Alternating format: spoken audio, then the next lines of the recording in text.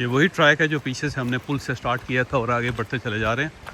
अब ये थोड़ा सा नॉर्मल आ गया, पहले थोड़ी सी चढ़ाई थी। जब भी आप आएँ स्विट्ज़रलैंड या यूरोप के अंदर तो कुछ चीज़ें ध्यान में रखें कि गर्मी कितनी ज़्यादा क्यों ना हो, जैकेट अपने साथ ज़रूर रखनी है आपने, क्योंकि यहाँ पे वेदर चेंज होते हुए देर नहीं लगती एक।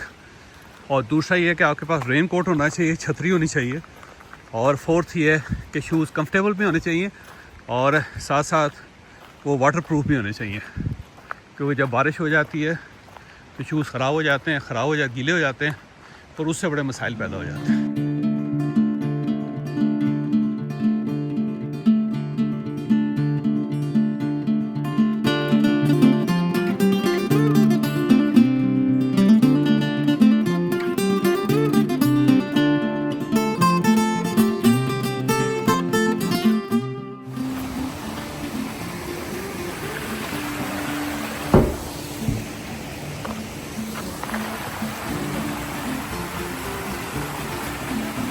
ये है ऊपर से आ रहा है पानी। स्विट्ज़रलैंड के एक बड़ा मज़ेदार फीचर है कि मसलन ये दरिया है ना, इसकी आवाज़ आ रही है यहाँ पे। जब हम इसको टर्न लेके दूसरी साइड पे जाएंगे ना, ये बिल्कुल खामोश हो जाएगा, इसकी आवाज़ सुनाई नहीं देगी। उसकी वजह ये है कि जंगल है, दरख्त हैं, तो वो एक साउंड बैरियर के तौर पे काम आते हैं। और लेक है तो आपको जब आप सामने आती है तो नज़र आती है, उसके बाद जब हम वापसी की तरफ जाएंगे तो पता ही नहीं चलेगा कि इनके पीछे लेक भी है कोई। हमारे एक मास्टर जी होते थे जिन्होंने हमें अंग्रेज़ी पढ़ाई थी और वो पंजाबी के टीचर थे, लेकिन इंग्लिश उन्होंने पढ़ाई थी। तो आप ये सुनकर हैरान होंगे कि मैंने एमए कर लिया था, लेकिन मुझे लेक और लाइक के फ़र्क नहीं पता था, क्योंकि लेक को लाइक पढ़ाया था मास्टर जी ने।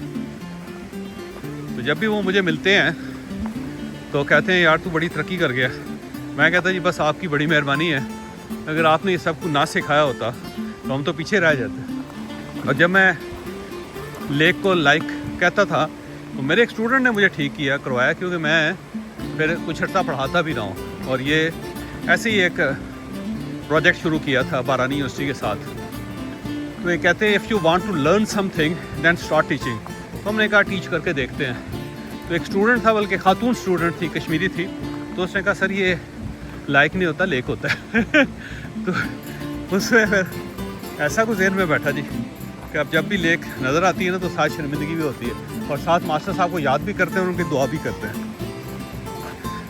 अल्लाह ताला आपको भी ऐसे उस्ताद दे जिनके दिए हुए अल्फाज आपको ठीक करने में कम से कम 10, 15, 20 साल तो लगे ना। इसी जगह पे ऊपर एक हेलीकॉप्टर भी नज़र आ रहा है आपको। ये मेरा ख्याल है या आग बुझाने के लिए ऊपर एक कासल सा है, वो बिल्डिंग है। अब ये बिल्डिंग क्या है कुछ समझ नहीं आ रही।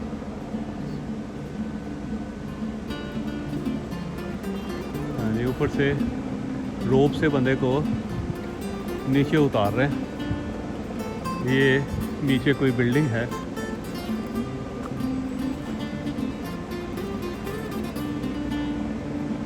और ये एक कोई वो उन्होंने चीज़ लिफ्ट की है, वो देखें। ये मैंने ना इस टाइप की लिफ्टिंग दुनिया में मुख्तलिफ जगहों पे देखी है।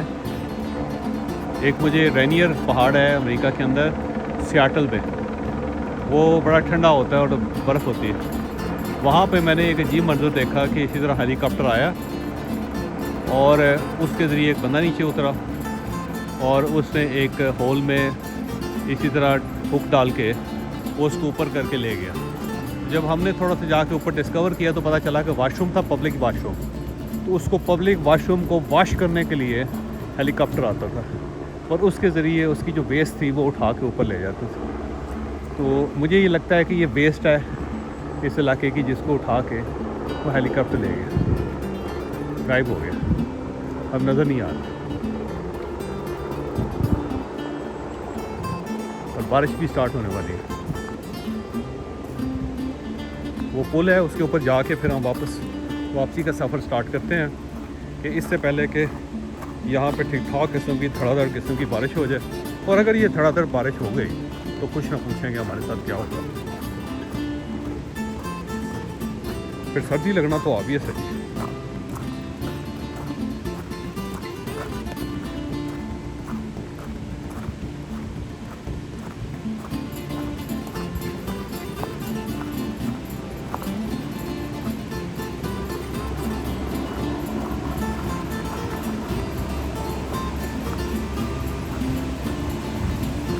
अभी इसका एक दूसरा रास्ता भी है इधर से नीचे उतरने का। हम कोशिश करेंगे कि इस तरफ से वापस जाएं।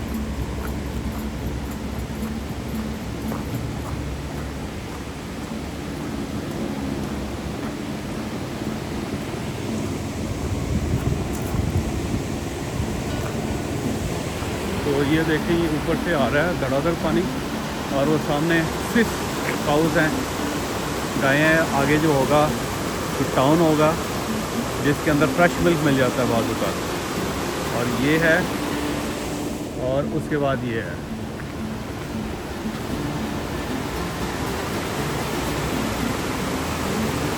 वो ऊपर से आबशार आ रही है।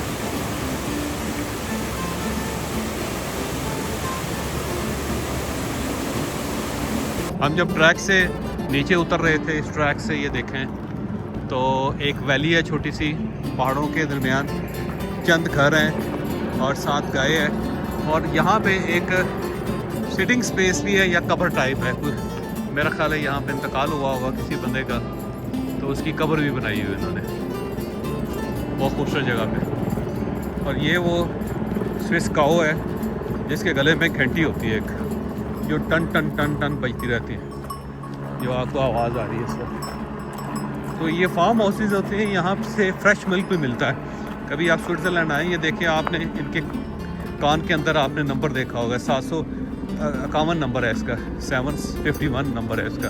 वो देखें 6690 नंबर है इसका। तो ये सारे जानवर के प्रॉपर, और इनके अंदर चिप भी लगे होते हैं ताकि अगर कहीं मिसप्लेस हो जाए तो उनको तलाश किया जाता है। और फिर चिप के अंदर ना सब कुछ इनकी इंफॉर्मेशन होती है कि इनको वैक्सीनेशन कब हुई थी, इनको बीमारी क्या है, और किस वक्त इसका बच्चा पैदा हुआ था, कितना ये मिल्क देती है, और क्या क्या है, इसकी नस्ल कौन सी है, उसकी पूरी बैकग्राउंड जो सारी इसके अंदर चिप के अंदर होती है। ये वाटरफॉल देखें आप ऊपर से, और बिल्कुल ऊपर से पानी आ रहा है वो देखें, और उसके बाद ये नीचे गिर रही है।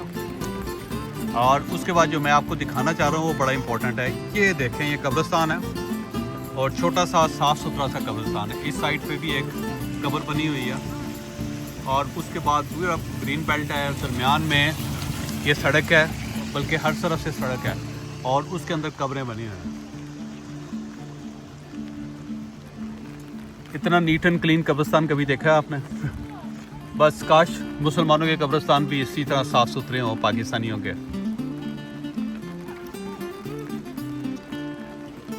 हम ना जो ज़िंदगी होती है ना, उससे बदतर मौत को कर देते हैं कि मौत के बाद जो सूरत हाल होती है वो उससे ज़्यादा ख़तरनाक, खौफनाक होती है।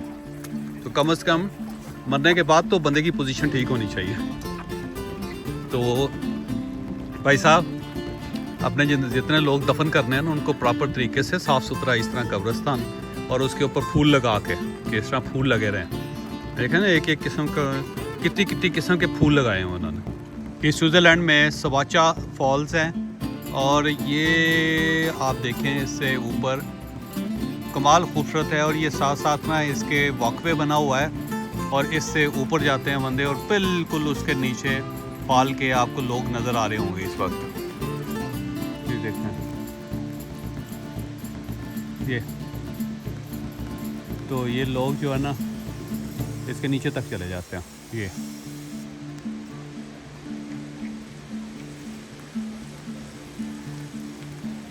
और उसके बाद ये ऊपर तक देखें आप, ये है इस तरह।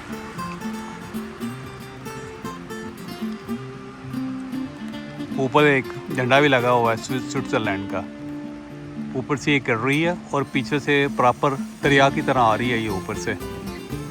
और उसके बाद ये, और फिर मैं आपको पूरी वैली दिखाता हूँ। अब ये देखें वैली सारी, ये वो कब्रिस्तान जो मैंने अभी आपको दिखाया।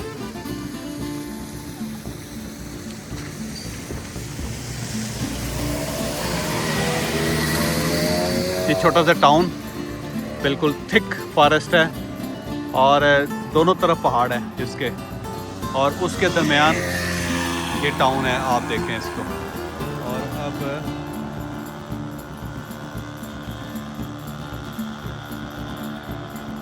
उसके बाद ना आप देखें कि दूर क्या सूरत हाल है।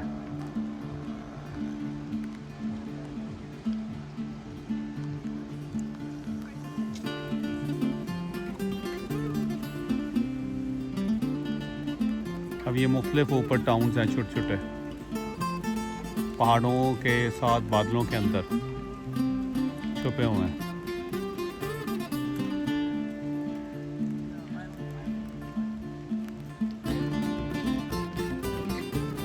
वहाँ पे आपको घर नज़र आ रहे हैं, लोग नज़र आ रहे हैं।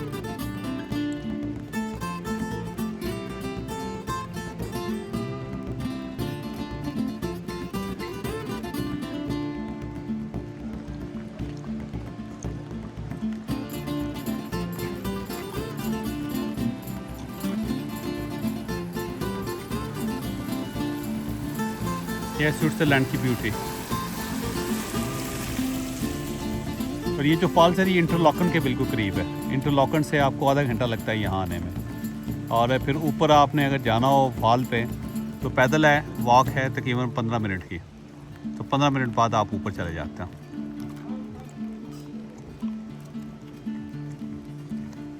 15 मिनट जो है ना किस साइड पे है ये याद रखें, ये वाला, ये साथ ट्रैक है, ये जो आपको नीचे नज़र आ रहा है। यहाँ से लोग चलते चलते चलते चलते चलते ऊपर जाते हैं ये, और फिर वहाँ पहुँचते हैं। वो